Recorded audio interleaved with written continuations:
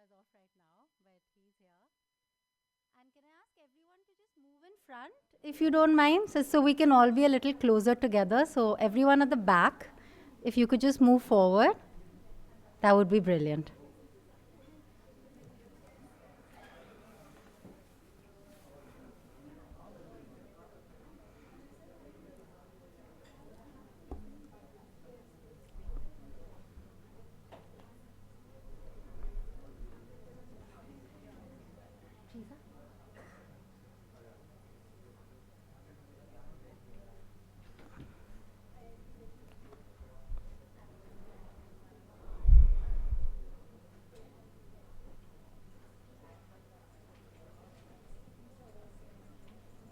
Brilliant. I think we have everyone. Let's take a minute to settle down.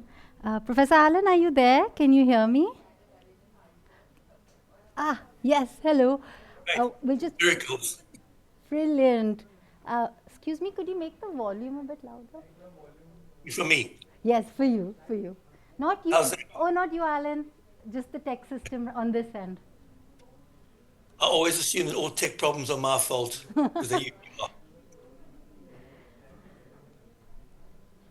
Okay, so if I can ask everyone just to settle down, I'd just like to take a minute before I hand over to Professor Stein to introduce him. Professor Alan Stein is the director of the Children and Climate Initiative at the University of Oxford. He's a leading global expert in early childhood development and adolescent and mental health. He has spent more than 2 decades at Oxford University and has over 300 scientific publications, including The Lancet and Nature. His work has shaped our understanding of how early experiences, especially in contexts of adversity, influence children's long term development, and he has led major studies across multiple countries following children from infancy to adulthood.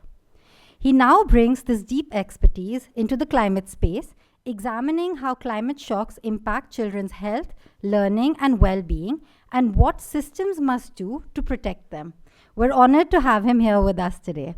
Thank you so much, Alan, for joining us. And we're so lucky that you can present your research. So I'm just going to hand over to you. Oh, and just to add that Professor Allen has agreed very kindly to take a few questions as well. So please make a note of all your questions and we can ask him at the end. Great. Thanks very much for that very, very kind introduction. I just wanted to say it was very kind of you to invite me to this, to make this presentation, and just to say how important I think the work is that you're doing, that that there's a whole generation of people like yourselves and other organizations who've taken forward this incredibly important area of research and of study and of implementation around children and climate and education. Because if we don't do it, and we don't do it as a matter of urgency, I think we're going to be in real trouble. And as I said to Shweta recently, I think, you know, if we're leaving decisions about what's going to happen to the world to people of my age, we're going to be in difficulty. We need younger people, the newer generations, to take the lead and to be given the heads to sort a lot of the difficulties out. Great. Can you see my slides? Let me just give you this. Yes, we can. You can. Great. Good. So this is just again, I just wanted to start with a picture of Earth Warriors, because I just want to say we use your work and I think we find it of incredible interest, and I think your bravery and the breadth of the things that you're doing are really, really important. So let me just move this away. I don't think there's any doubt that early childhood health and development has long-term consequences for life chances. And so if we are not dealing with the adversity that children face early on, we're going to create difficulties going forward, and climate is becoming more and more a big, big issue. And there are different estimates, and it's difficult to know where they come from, but clearly much of the burden of the entire climate issue is being borne by children, and especially the very youngest one, for a whole range of reasons. And this is what I noted that UNICEF called climate, the UNICEF COP28, it should be called the Children's COP. But in fact, it's very hard to push for change, as you'll see. Oops. It's not moving. Okay. So just to give you a few figures which give you some sense of what we're up against, and I don't think any of this is going to be new to you, but 1 billion children live in countries which are threatened by extreme, not just ordinary, but extreme climate change. 400 million children are already affected by weather-related school closures since 2022. So 400 million children have had significant times off school because of this. And while the effects are, in a sense, are actually modeled, if we know what COVID did in terms of its impact on children's education and the amount of time children lost, we can calculate that very carefully. Clearly, climate's going to be as big, if not bigger. And we know that there's a 33% increase in likelihood that a child will escape poverty if they avoid stunting in their first 1,000 days. And one of the factors that we know that climate does, that extreme climate conditions damage nutrition, damage crops, so therefore raising the issues around the possibility of stunting. So I just put this in. It's not my slide. It lent to me by my colleague Nevin Fushkar, which basically just gives a sense. You can see where in the world, I know it looks back to front, where all the tropical storms are coming from, but I just want to show you the extent to which these things can be mapped by modern technology, but we'll come back to that.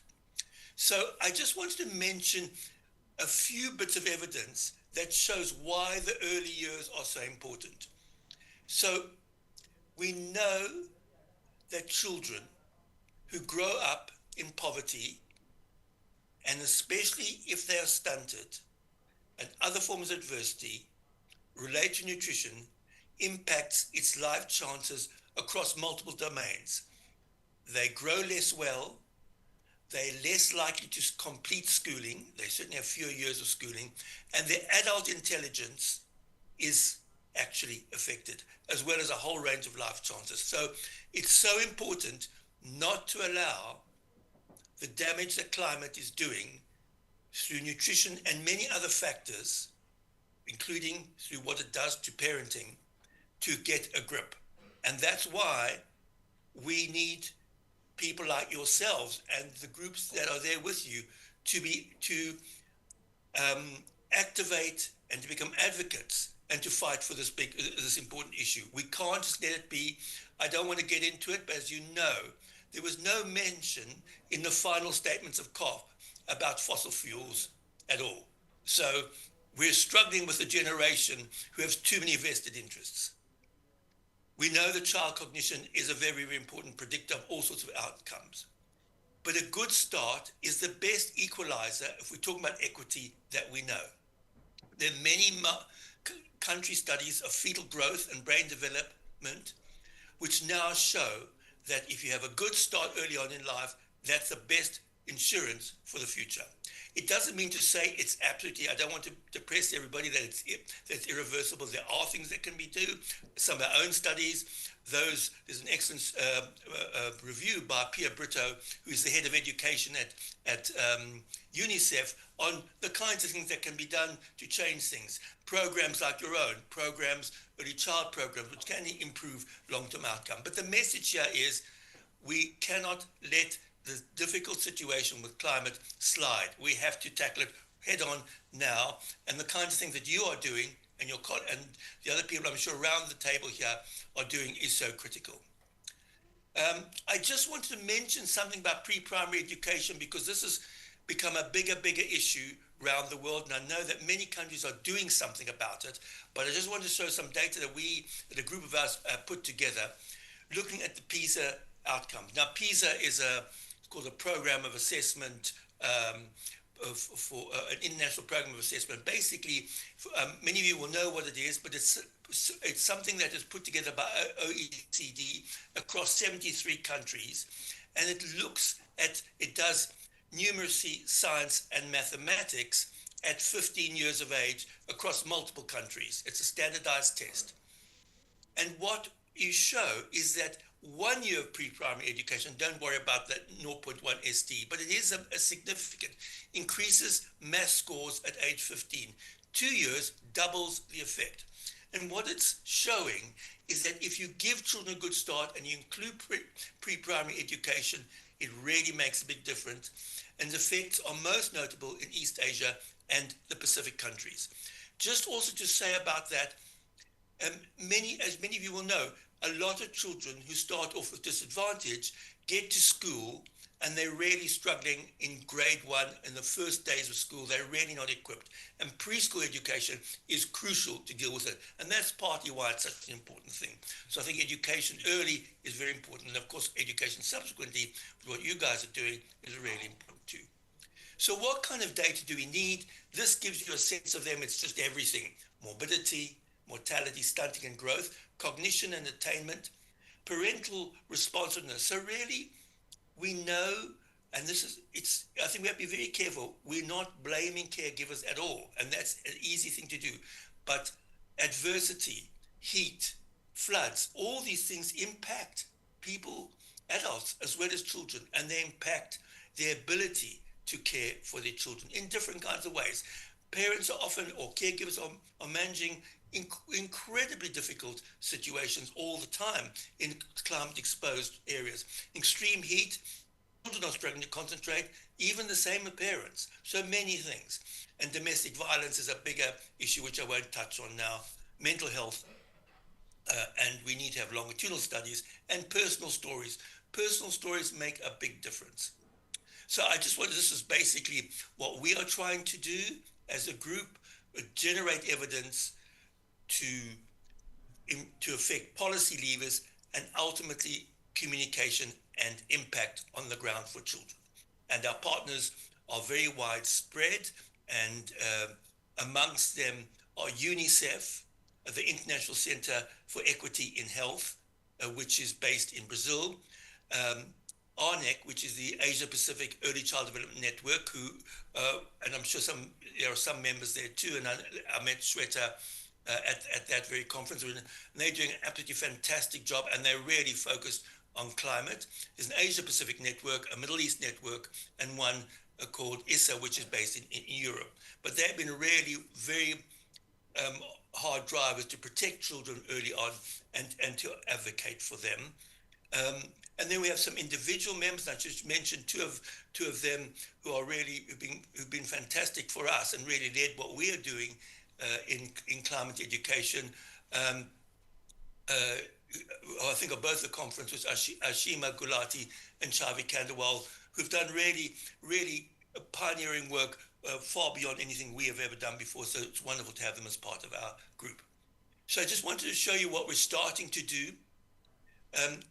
The DHS, which are household surveys, actually funded by USAID originally, and then there are also the UNICEF mixed surveys. These are surveys which concentrate particularly in the first 5 years, but go up to about 15 in some respects around the world. They're nationally representative surveys done every few years in most countries of the world, not all of them. And these are countries which they are taken up on. And there are 489 of them to date, covering 8.2 million. So that's the parents and the adolescents, and 5.4 million children. And we're taking this data and we're matching it to climate. Now, this is not me. These are my colleagues and partners who can take each individual child. You've got to know their date of birth, when they were assessed, and roughly where they live. Not exactly, say within 10, 15 miles. And they can tell you what those children were exposed to the last week, last month, last year, or we could do it 10, 15, 20 years ago. They can tell you the precise temperature, the number of days extreme heat, how much rainfall, how much humidity, that kind of thing. So that, combined with the health development and education surveys, gives us a wonderful opportunity to understand what has happened, what is currently happening, and then using modeling about how change is occurring what we call anthropogenic change, in other words, change driven in climate by what we as humans are doing to the atmosphere on later outcomes. So knowing the future is very important. So I just wanted to show, and that's very much what we are focusing on. I should actually say that, oh, well, I'll come back to that in a moment. So this is just some work done by my colleagues to give you a sense of what can be done. So this is led by Sarah Khalid and Usman Nazir. And what they have done is, this is an example of the 2022 floods in Pakistan, but they obviously spread to the whole of South Asia. They mapped precisely where the floods were affecting. I won't explain all this to you. Then here, oopsie, sorry. If I can get it, my cursor, no, my cursor's upsetting it all. Can show you exactly where the floods are. And here you can see where the road networks are in the middle of the floods. And there are the hospitals affected by the floods, the schools, and the population at the bottom. So basically, it's allowing you in almost real time, using data from satellites and basically data provided by NASA in the US and the European Space Agencies, and together with AI, to actually see exactly what's happening on the ground in the middle of a disaster. And those are kinds of information which I think are going to make a big difference to us going forward. And so what they're doing at the moment is tracking it much more widely on the current floods across other countries as well, like India, Bangladesh, Nepal, and Bhutan. This is just, I wanted to show you.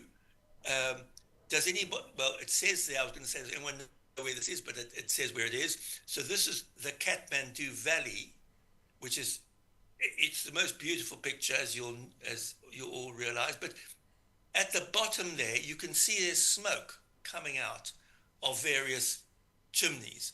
And those are brick kilns. So as many of you will know, the northern part of Southern Asia has the kind of clay or soil, which is excellent for making bricks, proper bricks, which are produce 30% of the bricks of the world. But they are produced by these brick kilns, which spew out all sorts of particulates and gases, and a lot of CO2 and even methane into the atmosphere. And these have a dramatic effect on the atmosphere. They also contribute to the melting of the glaciers, and they are associated with the health of children in the area, very well known, and there are many other issues around it. Now, this is not confined to South Asia. It's an issue where the demand side of it is a big issue, where the world is wanting cheap bricks and not paying properly for it. And that's what the cause of this. I don't want to go into the geopolitical issue of it, but the world has to get together to actually sort this out. There are ways in which we could do it if there was a will, if the countries of the world came together. There is something called Hoffman brick kilns, which are used largely in China, which emit nothing, but it's a very expensive job to replace them. Obviously, for the future of the world, that's what we should be doing. And there are moves by many of these countries to do it, but it has to be done much more quickly, and it requires investment, and not just from the countries who are producing the bricks, but from the world as a whole. It's just one example, but this gives you, it's a very graphic example of where the world needs to come together and make decisions. There are many other industries which are causing problems around the world, but this is an easy one to see, because you can actually see it.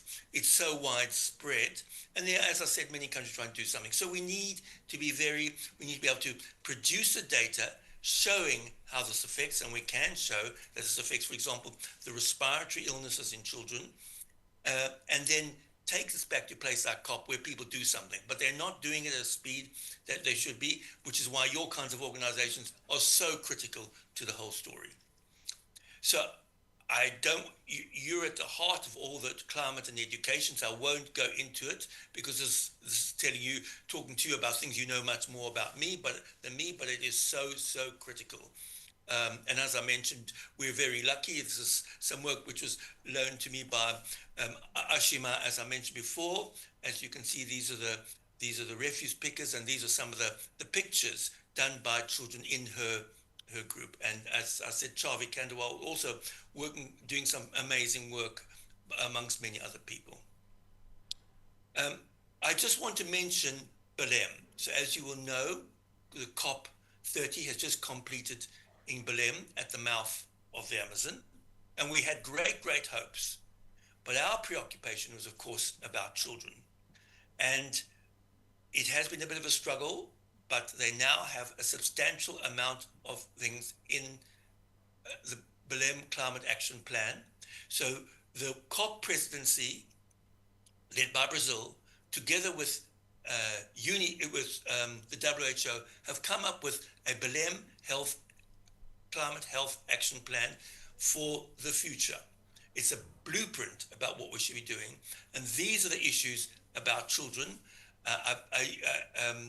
And I'm very happy for you to distribute the slide, but it is key issues: integrating climate and health education into school curricular programs, fostering diversity, inclusion, and psychosocial well-being, and increasing awareness of climate change impacts on health and on health equity from an early age. So that's absolutely speaking to what you are all doing, and I congratulate you all because it's absolutely central. This wasn't in the initial plan, but fortunately it is there now. Then there are a whole other set of issues: establish and operationalize preventative and response strategies to protect health, nutrition, hydration, and psychosocial well-being of children and adolescents in educational settings. And the rest you can see. And then the third is promoting evidence-based health policy and programs that integrate gender-responsive and child and adolescent-responsive approaches across climate and health adaptation efforts. These are so important, and we're very fortunate that this is in. And I have to pay tribute especially to one of my colleagues, Omnia El Omrani, who helped us to advocate for these specific points to go right into the Belém Health Climate Action Plan. Just finally, I think, why is it so important? We know that climate is affecting children, but why is research so important? So I just put this quote to why it is undeniable that children are the group most affected by change. We have yet to understand and elucidate what are the mechanisms by which climate change induced extreme weather events affect different groups of children in specific ways and particular locations. In other words, who exactly is it, how is it happening, and when's it happening? This detailed information is critical to form the detailed evidence we need to be able to develop appropriate adaptation and mitigation actions. And we are hoping through our initiative that this will contribute to this as one of the contributors. So that's really all. Thank you once again, and I can just congratulate you on this conference and for all the work that you are doing, which I know is not the kind of bigger plan of people in COP don't appreciate sufficiently, but I'm sure in time we'll all come to realize how important this is absolutely for the children of the world. Thank you.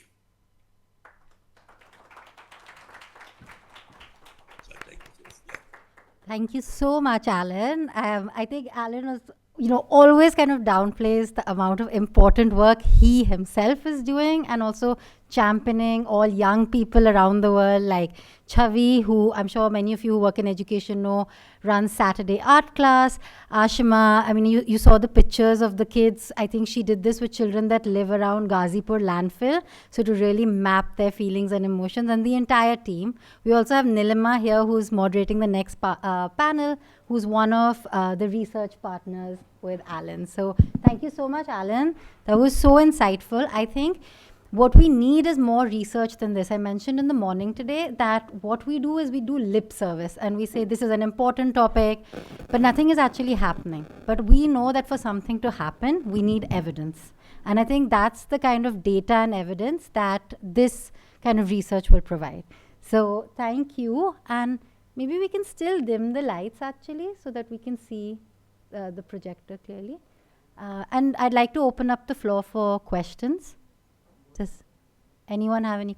Yes. If you could just also, for Professor Alan, when we just introduce yourself with your name and the organization. Yes, we'll just pass one. Hello, Professor Allen. It is absolutely a dream to study at Oxford, and it is a wonderful chance to hear from you directly. And as Shweta ma'am said, that we need more research. So, me as a student, how can I conduct such research? Because I was going through the Bellum Action Plan just yesterday, and I had a lot of ideas and insights for pertaining to Delhi and India, how I as a student can conduct such research, and how do we ensure that this research actually reaches the right audience and it is creating a long-lasting impact. Thank you.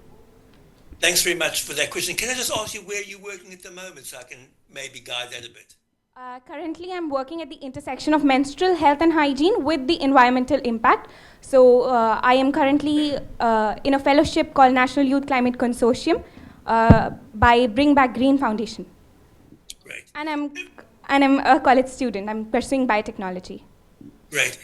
I mean, just to say, amongst other things, the impact of climate on reproductive health is absolutely at the center of so many things. So I think that what you're doing is incredibly important.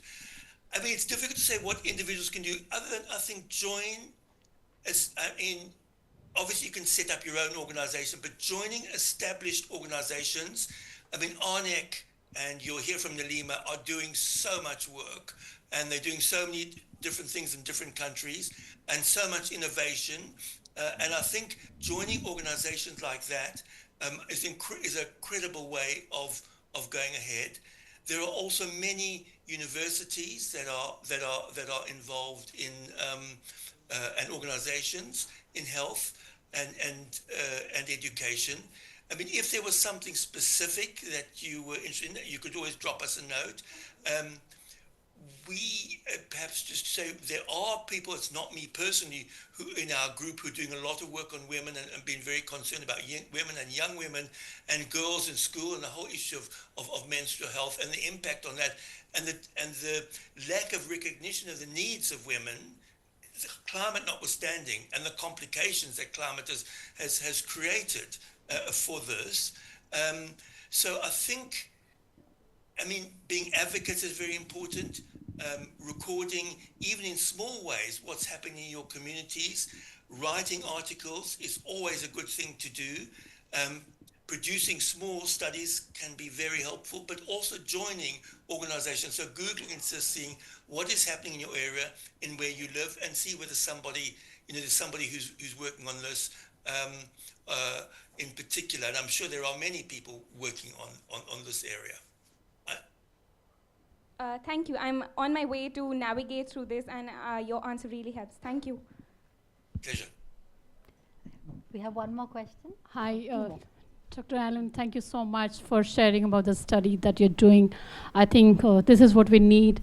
We had just had a COP30 where education is still not part of the discussion, and it still remain out of many of the discussion, whether we look at the SDG 4 despite having a my specific question to you is, how do you look at, we need to protect children, we also need to prepare children to not just navigate, but also prepare for future. And in that, where do you see the role of education as a system? Does your research really help us understand where the state or the system is failing and what are the possibilities? Just to elaborate a little bit more, we know every year because of flood, drought, heat wave, pollution, and XYZ, children are losing number of days every year, and which has a direct impact on not just learning. I think what you just spoke about, their whole cognitive development, ability to have those meta-analysis. So I would be keen to hear what your research is telling us, what the system and the state need to do it, and how do you see the children navigating the future and what skills they do need? Thank you. So just to say, I completely agree that education is not being recognized sufficiently, but there are some attempts to do that. One of the things that's going to be fantastic for us is that Pia Brito, who many of you will know, has recently been appointed as the head of education at UNICEF, and she's a fantastic advocate. She's also a great researcher, and she was the person who really drove the component of children in developing the SDGs. So I think she'll be a fantastic advocate, and she certainly is very strong in standing up to the sort of the vested interests. Having said that, education is a major issue. So much goes through education. That at the end of the day, one's opportunities in life depend so much on education on average for so many people, and the strength of education and strengthening state education is very, very important. It's hard to kind of give a substantial answer, but just to say that I think there are many areas in which education it can be looked at. So in terms of adaptation, there is. We need to look at some of the work that, as I mentioned, that my colleagues have done about looking at which schools are being affected. I think we need to look at how we strengthen schools, literally physically, and work out which schools are, going to be able to stand up to the climate events that we need and made valuable. It's a massive issue. We need a massive investment from people. The extreme heat, I don't need to tell you in Delhi, the pollution, which is a separate matter, all these things which the poor children are always the ones who are going to suffer from, whereas the wealthier kids will be in class with air conditioning and other things. So we need to work very hard to push authorities to do something about this at the absolute center of it. And I think, as people often say, it's education, education, education. At every level, we need to do that. We need to also strengthen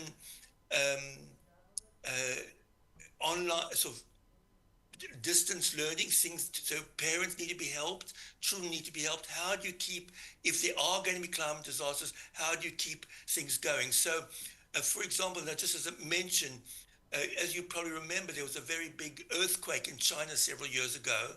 And what they did was they called on support from external agencies who developed curricula for preschool children and mostly for preschool teachers to keep things on the road for young children, to make sure it kept going in terms of the education. So I think developing different kinds of systems to help things go. I know it's a patchwork, but we are going to face these climate issues. So how do we keep education going despite the climate issues? And how do we strengthen things and provide the funds? In a way, in the end, it's funds and it's willpower. I mean, that's a short and probably inadequate answer, but I think that's where I would see things. But I think education is absolutely at the top of this. And I should also say that ARNEC, again, are working with education ministers at the top. When we've been to ARNEC conferences, I always think, we're the health minister, but actually they have education ministers at the top of their priority, working at the highest level, saying, this is what you should be worried about, this is where we should be, and many of them are coming on board. So it's a long road, and we're behind the curve, but we have to push. And I think people like you advocating and recognizing just how important it is absolutely central. So thank you for that. Thank you, Alan. Okay, we have one last question. We can take your question and then we'll wrap up for today. Hi, Alan. Pooja this side from Grameen Foundation for Social Impact. So I just wanted to know, like in the coming scenarios, like how we can aware and train the underprivileged and uneducated people about the climate change, where shifting of mindset is really a challenging task. I mean, it's a very good question. I think there are people in your audience who know more about it than me. So as I said, I have limit. I mean, we have to work with local education systems, local councils to prioritize this, to prioritize the local education, to provide finances and money to help children understand what's happening to them. And in many cases, children are the first learners, and they play a role in helping their parents. So actually, the parents need to be involved in this as well.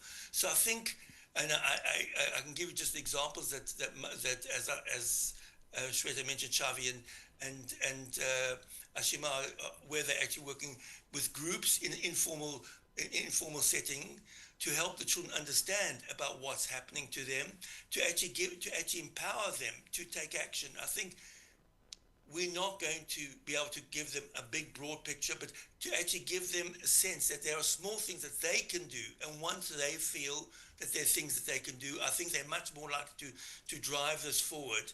But I think it needs big formal programs for them to be taught. I understand the Indian government have already included education, climate education into children's education, which is very important. And I think that we need to also focus on the parents, because if we don't worry about the parents, and in a way, unless the world puts more money into this, it's not going to happen. But we can still do things at a local level with schools, with young people, with preschool people, and with the parents. We need to include them, because they struggle as much, or if not more, than the children themselves. If you've got no money and you've got very little food, and you're trying to educate your kids, dealing with all these things, but helping to understand what it is, and helping to advocate, especially in democracies where you've got to vote, do everything you can, and giving people ways of dealing with it and fighting for what they are entitled to. But it's a big, deep-rooted problem which we have to keep pushing for, in terms of all the way from central government all the way to local government and very small-scale education systems and voluntary organizations. But in the end, we can't. Voluntary organizations are doing a fantastic job, but we can't leave it to them alone. Thank you. Thank you for that question. Thank you. Thank you, everyone, for your questions. And thank you, Alan, for your time and sharing your insights with all of us. And most of all, for your words of encouragement always. I always say this to you, even when we met. You don't meet a lot of people that champion young people and their work and innovative ideas, and really always appreciate the support and, the support that you give us. So thank you very much. It's a pleasure, and thank you very much for inviting me. And again, congratulations to all of you on all the important work you're doing. And it'd be great to follow up and hear what comes of all this. Thank you. Will do. Absolutely. And a round of applause for Alan, please. A big one. And Alan, I was just going to say, we're going to move into the next panel, but please feel free to stay on as long as you like if you have time. I need to, unfortunately, move to something else. That's absolutely fine. But thank you so much for taking out time and joining us today. Thank you. Bye. Bye. Okay, everyone, I know this is post-lunch slumber. It's a hard time of day. So I'm going to do a quick exercise where I'm going to ask all of you to stand up. Yeah. Let's everyone stand up and put a hand.